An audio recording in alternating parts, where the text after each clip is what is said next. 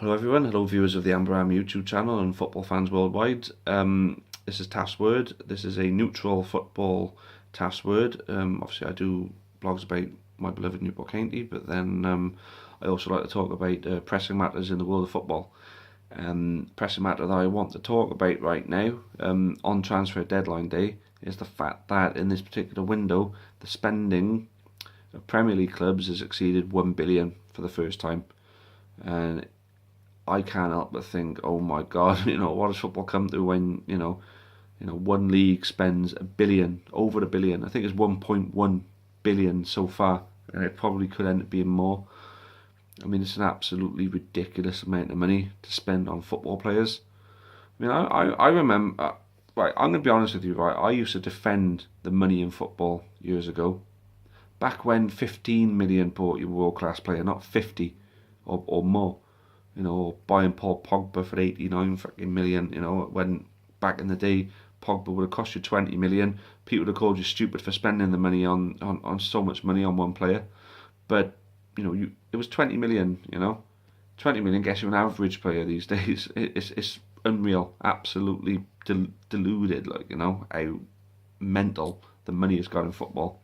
Players on 200 plus grand a week. I mean, come on, I used to defend footballers for earning so much. I mean, years ago, doctors and nurses only earn this amount, but footballers can earn this.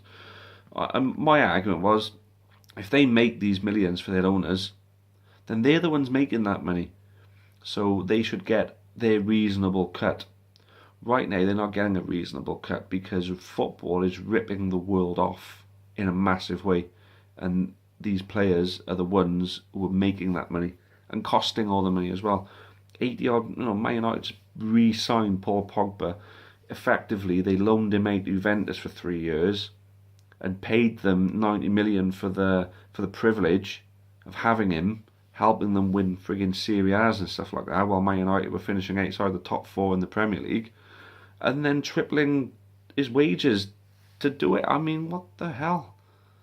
Yeah, he's a phenomenal football player, don't get me wrong, but it's like Chelsea re-signing David Luiz, re-signing Matic. What is it with clubs re-signing players they didn't want before? But hold on a minute, they were crap for us, but then all of a sudden they're good for this team, so that means they're going to be good for us again. So we bring them back. Fair play, it worked with Matic, and it'll probably work with Pogba. I don't know about David Luiz. I never liked him much in the Premier League anyway. But that's not the point. It's just the money, the tens of millions, hundreds of millions, and now we're talking billions in football now. It's just got ridiculous, haven't it, really? I mean, you look at a wage bill, a weekly Premier League wage bill, on average, is probably around about 1.5 million is costing a Premier League team to pay their wages to just their players, £1.5 million a week. Now, if there's a way of trimming that to 150,000, not to buy, but by 150,000, and subsidising that per week in tickets, you could save the average fan £5 or £10 a game, which to them is a lot of money. But then you shave 150,000 off all the wages of all these players, not each individually, but spread out. If it's like you do it with 15 players, you take 10 grand a week off them, but they're still earning 140 grand a week or 130 grand a week.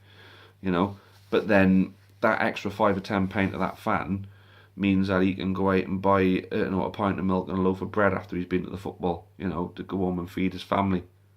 It means that the people who don't earn as much can still go to the football then, because it's not going to be so much money.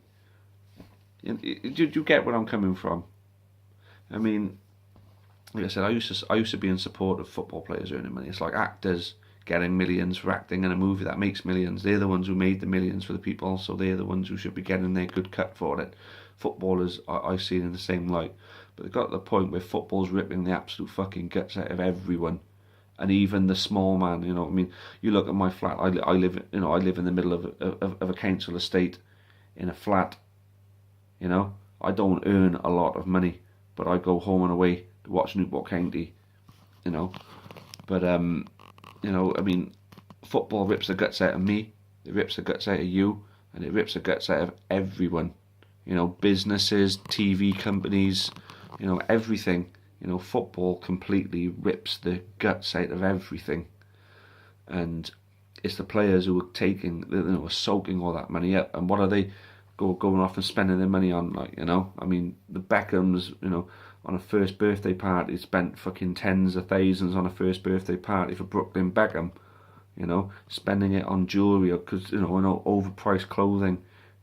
Buying 20 fucking cars and houses, big fuck off mansions, that cost millions of pounds.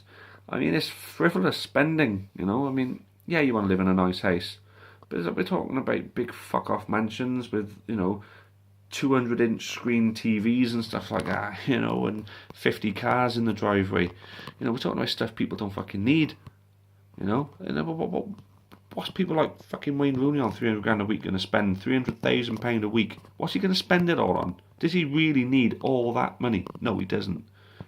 If he sliced that a third, there's 100 grand.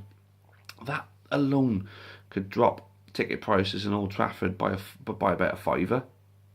I mean, it does me now.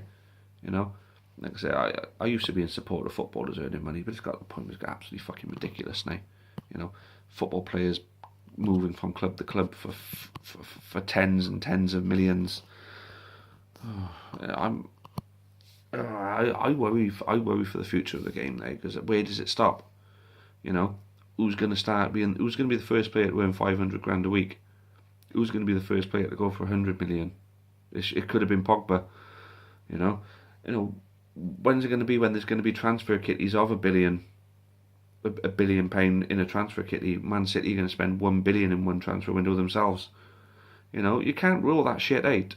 The same, you can't rule out the corruption in FIFA. Spawning right throughout UEFA, and then throughout the English FA, and throughout the Spanish FA, well, the Italian FA. Italian clubs have already fucking match fixed and stuff like that.